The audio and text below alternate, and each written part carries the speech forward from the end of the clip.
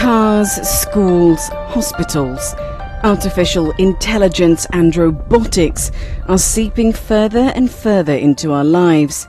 Although they are convenient, these new technologies also raise a number of legal and ethical questions.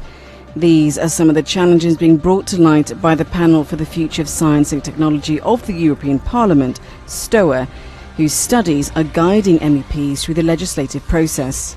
We want a proposal on liability. The evident example is a self-driving car.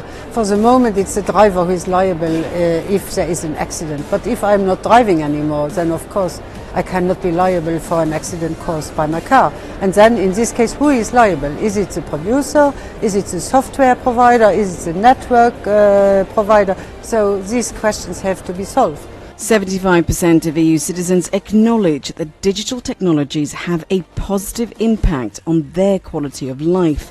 But at the same time, 88% of those find that the newest technologies should be handled with extreme care. Their concerns have been taken up by MEPs who are calling for an ethical charter or the creation of a European agency for artificial intelligence.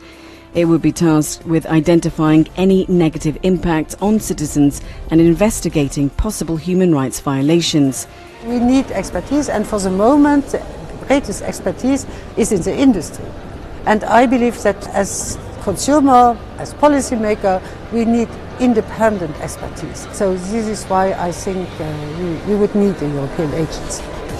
And so that Europe doesn't end up lagging behind, adequate financing for the sector will also be crucial. We need a lot of money to invest, because when you see the money invested in China, in US, from private and public sides, we have big efforts to make to remain competitive. The European Commission expects that private and public sectors will invest 20 billion euros in the robotic industry by 2020, and afterwards more than 20 billion a year until 2030.